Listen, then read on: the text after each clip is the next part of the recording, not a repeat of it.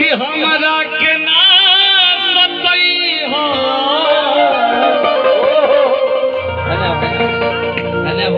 आनो बबुआ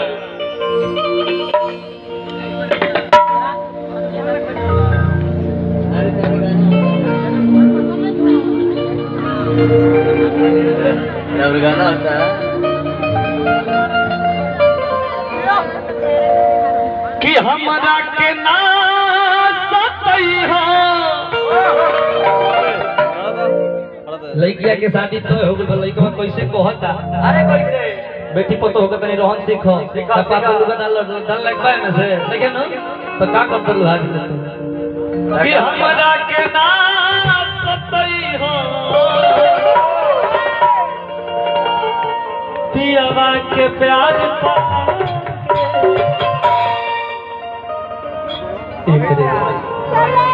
बैठा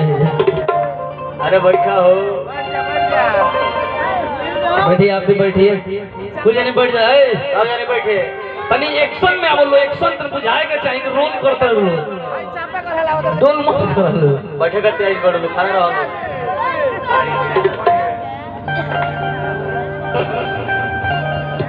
ए सनम भुला हो ससुराल में तू जाके हम ना हमारी भाई लोग कहता कि हमरा के ना सतई हो हमरा के ना सतई हो पियवा के प्यार पार ए सनम भुला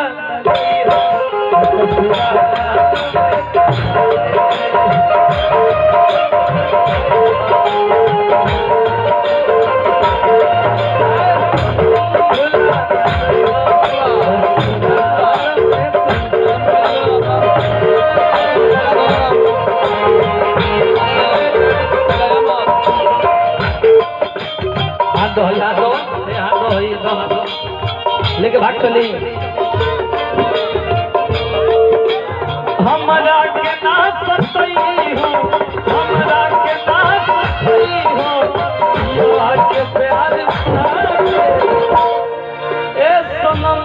भुला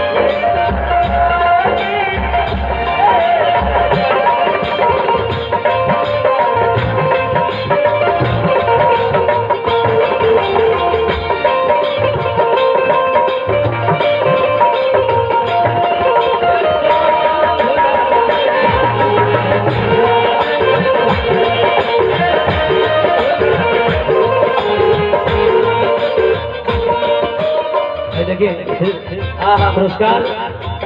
राकेश बबुआ की तरफ से सादर सुने की इच्छा बा बाबा लड़का रो रो होता कि जब गाँव तो हजाई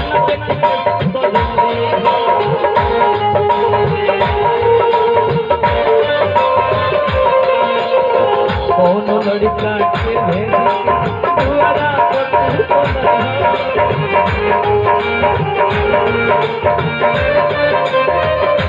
वो लड़का कहता कि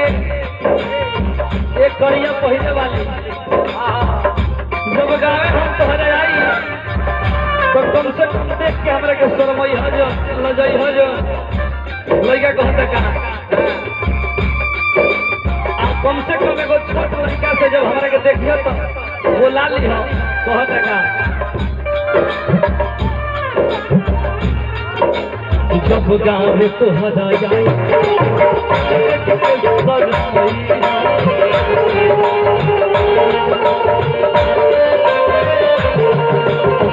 कौन लड़का के देखी तुम्हारा तू बोलो गोरिया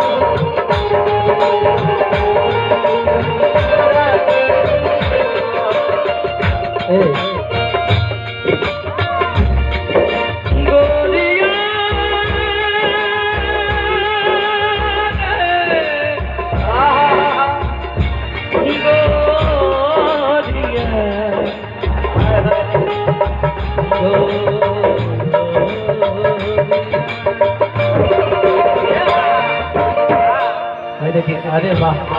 तू सेठे होगा भाई। देखिए अमर जी के बाबा के तरफ से पुरस्कार शरण स्पर्श बा।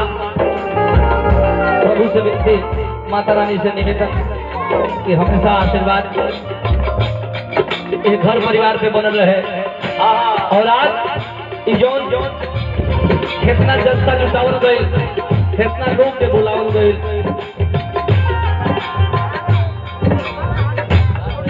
वो आदित्य बिटिया खाते जन्मदिन में ऐसे ही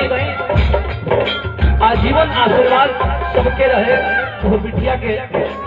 हमने के तरफ से, हमारा तरफ से, हमारा पूरा मंडली की तरफ से आशीर्वाद बा। कहेंगे बाका भैया कहो जब गावे तो हजा जाए